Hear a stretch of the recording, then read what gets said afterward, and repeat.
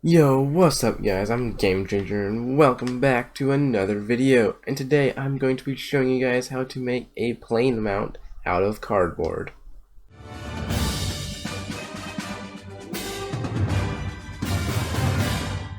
Alright, so I am going to be putting this foam plane here on the wall with cardboard without taping it to the wall because I don't want to damage my paint.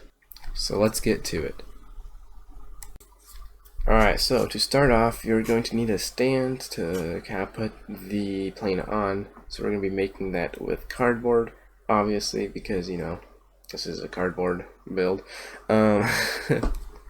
So you'll need to get a piece of cardboard that's relatively long.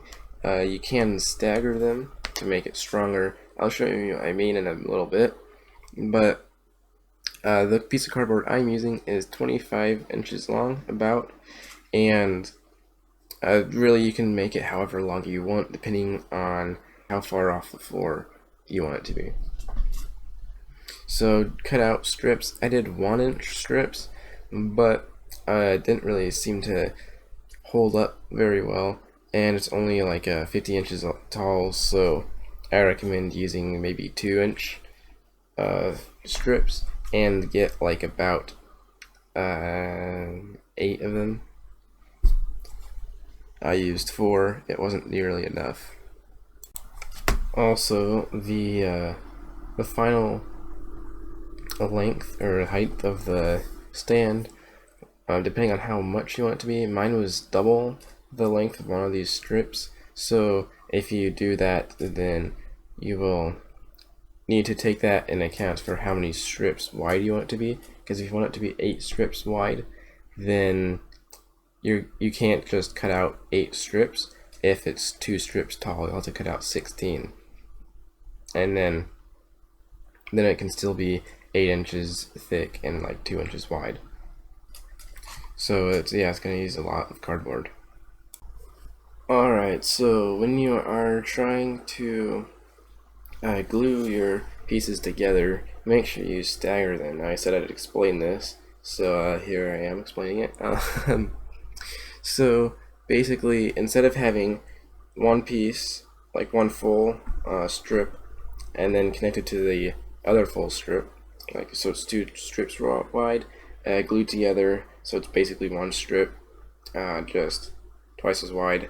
Instead of having that for each of them, so the strip, like the seam where you glue them together, is in the same place for each, that makes it extremely weak. So to avoid that, instead of having each of the strips be full strips, you cut the parts of the strip off. Like just like cut it in one spot.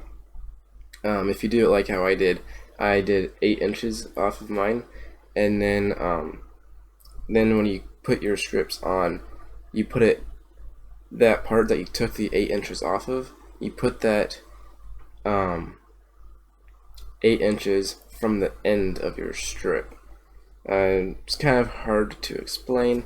I try to show you in this video here, but the camera view wasn't that great. But basically, on your first strip, you have 8-inch gap. No, let me rephrase that. On your first strip, you put your other strips on. So when you put those other strips on it, you put it 8 inches on from the edge. And then the next one that you put on, since it's 2 strips long, the next one will hang 8 inches off of that strip.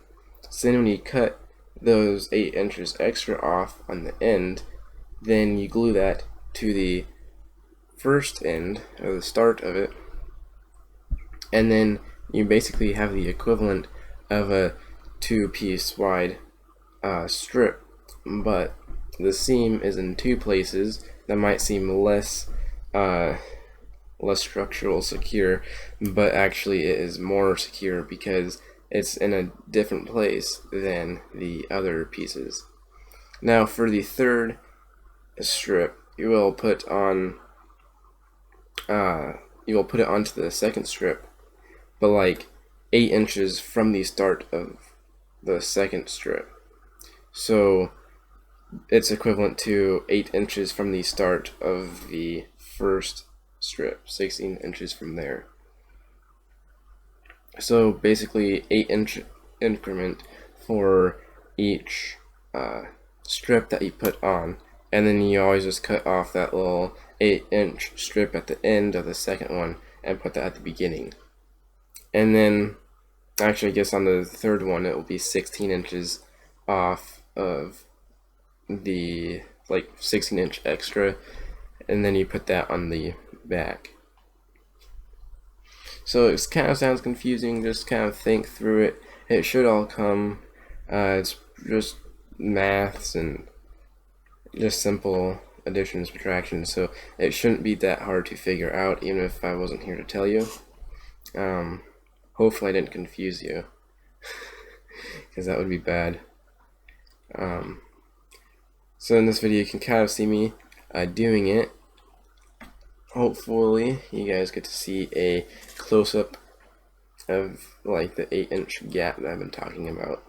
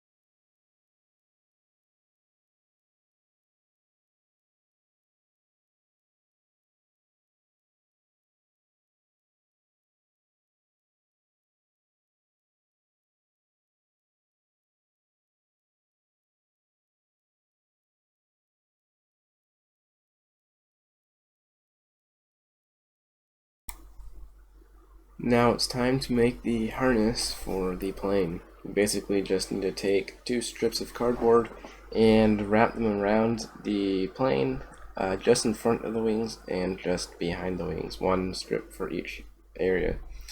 And then you take a thicker strip and connect those 2 strips with it, like you see shown here.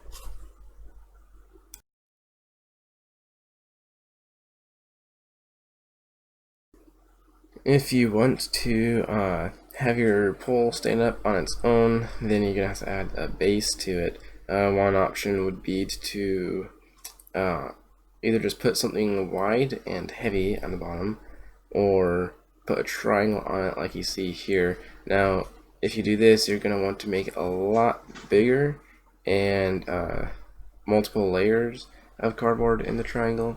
Otherwise it is going to be way too small and not strong enough to hold up your pole. Like mine, it wasn't very good.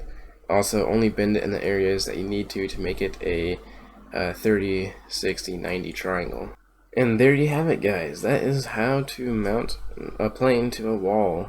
To make it stronger, in case the 8 layers of cardboard didn't work, you can either just glue more layers on, or you can take like you can take popsicle sticks or like clothespins if you have those lying around, like the thing you see in movies where people pinch their noses with it, or they hang laundry up with it.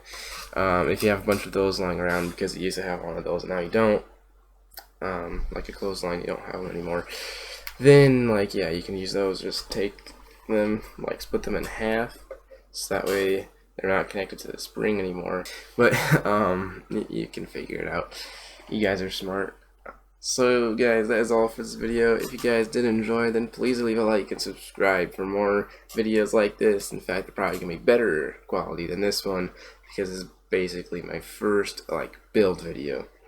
With that being said, guys, have a great day, and I will see you next time. See ya!